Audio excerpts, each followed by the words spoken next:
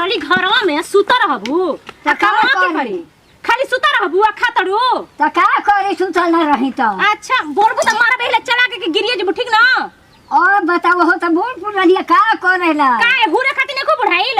अरे तो हुरे के ते को लइको खाला मारा भैंसा का पचक जो ढेर बोलबू त ठीक ना आई घर है कटोरा ठीक बा ना जाके मांग के खा भरी घर में खाना नहीं खे घर में खाना नहीं खे ना नहीं खे मांग के खाई हां मांग के खा काम ना करबू त फ्री में खाना मिली अतरे का उतरले काहे के बानी ना खियाइबो उतरले बड़ू नौकर समझ के का तो के नौकर समझ लो काम के तक तेल लगाई तक खियाई बना के ओ बताओ ना होता ये खाते न मुहा मत लड़ा ठीक बा ना त ये खाते न उतरले बानी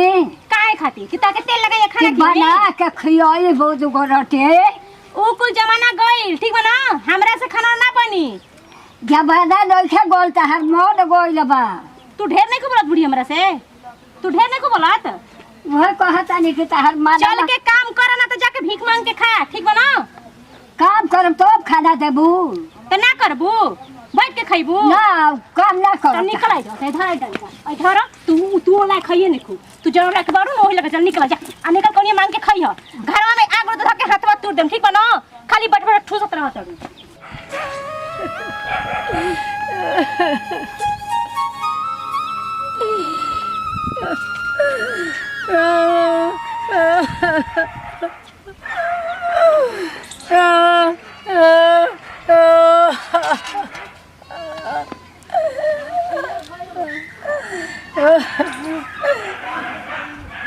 कोहे के तो सब के हुआ पोलो आपन का वाला के बा सुखवा में सब के हुआ पोलो दुखवा में जावे वाला के बा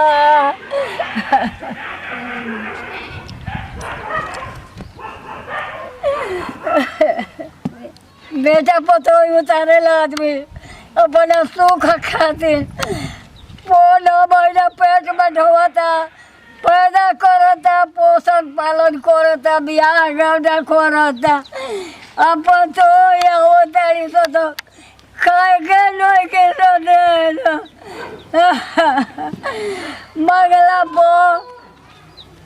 मारो तारी डोकेलो तारी लो कुछ खाए के बाद दो ना मेरे के अरे दादी कहाँ घर हो अब भूख लागल बा खाए के मग जाने आ हई उम्र में भीख मांगत तड़ू आ घर में केहू निखे का ना के मरोई तो बेग मगती बोले बा बेटा पतोई अब बताओ तारा के खेत देले बड़ी सन घर से बोल निकाल अभी आए बाबू कथी बताओ ये दा जो भीख मांग के खो मन है तार भीख मांगे वाला उम्र बा अल्लाह तो काम करो कह दिया हमारा घरे रहबू अरे हमर बाबू कतही जाए ताज बात है बिहार में का करब चल हमारे घरे रह जा तब जब घर से निकाल ही देले बिया कि जो मांग के खो जा बोल करे जा बताओ हो दादा मने लइका फैका रहते हुए तारा के घर से निकाल देले बड़ी लड़का वाला आए लो तो करे से मोर बात को होबे लइका बाहर बा ना हां लड़का बाहर मां तो चल हमारे कह रह जा तब तो बेलो से कर दिया चल हमारे कह रह जा ओ चल बाबू चल दादी ढेर दूर निखे जरिए घर बा चल अच्छा बाबू अरे तो हमार माई हो माई अरे मैं ई करे आए बाबू मतलब भैया हम बाहर रही हम अपन रानू कहले बनी खिया पिया के सेवा करे कहाँ बिया रे पतोहिया रे अरे बबुआ खा जाने का दे भैया को दिया कि जो काम करना था जो भीख मांग के को भीख अरे माई हमारा रहते तोरी हाल रे तोर बेटा आता ना रुपया माथा रे बेटा कमा दे तार चल चल ओके आज मारब खाँच के आ जाओ तोरे खातिर हम जाके पहाड़ में कमाता नहीं रुपया लेके हमर माई आई सही रह हे उम्र में घर से खेत देले बड़ी अरे भैया का करी 2 रुपया कमाई में तो अच्छा ई बताओ कि हतना अथु में बात ना कर फोनवा पे घरे बात कर ले तो एकदम कहले कि कुल ठीक बाली तो हर माई एकदम बढ़िया से साड़ी लुगा पहिर के पैसा पे आवत बाहर से तो बस तब अइलही बनी चल मैं चल आज उनके खाँचब भैया हिंक भर एकदम ऐसा कुल पतो के खाँचल जाला चल रानू पिया की मर देऊ खाल बिन हो गेल बिया बताओ हमर माई के आई हेलो हाँ माई बोल का हाल बा अरे जो कोनो दिक्कत नहीं एकदम ठीक बनी आराम से मन करला तब बनाई ना तो ना बनाई ना अपन एक टाइम बनाए तो 4 टाइम खानी के बा अकेला ही ना बनी के बुढ़िया अब बुढ़िया का खा ले बड़ा खा ले तो आधा टुकी रोटी खाई ना तो हतनी सा भात खाई तो वो बुढ़िया के बेर के खैले रह जाले कोनो दिक्कत नहीं खे ना ना अमाई कहिया बुलावत रहे हमरे के मन करत आए के घूमे आ ए माई एगो बात कही हमरे के 3000 के साड़ी चाहिए साड़िया किनी ना तब जाके आइम तो बड़ी बाकी दी है हमरे के ठीक बना हमरे के 3000 वाला साड़ी चाहिए ठीक बना जब आई ना तब तू हमरे के बस 200-300 रुपया साड़ी दे देबे ली अबरी बार यही से सोचले बानी कि आई मोही खाती करे ई काहे जी गवरे करे हमर माई के ये हाल होला रे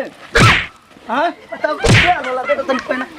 आई जाके भीख मांगत रे तो सुनी तब ना बात का सुन रे कमा के महू माई जाके हो गली में गांव में भीख मांगत रे भीख मांगे के तो हम का करी बताई ना पहले तू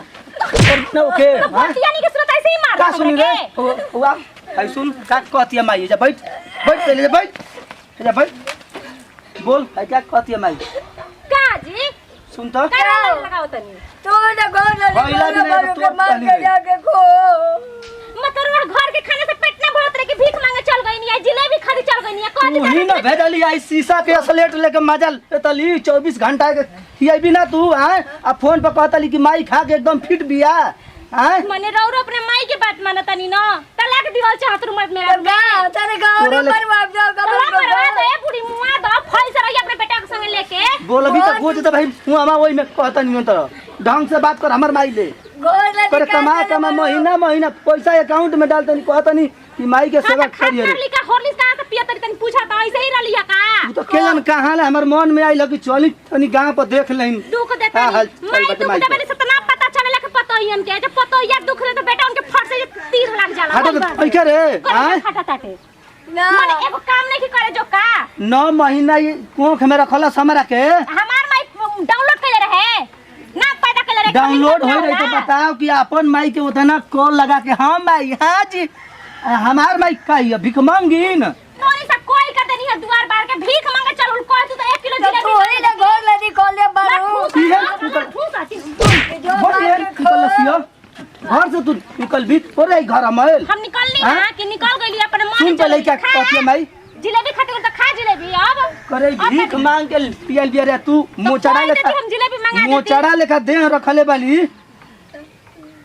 पहिया खमे आई ढेर खियावला लागला कि नीमक के भात खा के मोटाई नहीं पता माई के तो हो ढंग से रहे के बता रह न तो जो अपन घर है केला मुआ दो जो अपन आई के जो आइल बनी भाग फरे के का के चल जाए बाजा बजा के ले आइल बड़ा ठीक बना बाजा बजा के बजा के आइल बड़े ये करे खातिर के बताओ ई नई हरे का सीख आ के बजा के बताओ कि बूढ़ तारीख हम कमा थाकल बनी है के भीख मांगिन बनौलस मर देता ने दाल करके उतरना बजे भीख मांगवावती आवा रखे हमार लइका माई रो मत हम आ गेल बनी ओकरा के सहूर सिखा के एकदम जाई जान ले की तो उहे रही न त हमर माई रही लइका आइल बा त आदर कर चल जाई त फेर उहे गति करे ना करी रो उपाजो चुप हम यानी ना चुप चल घर में चल उठ चल आओ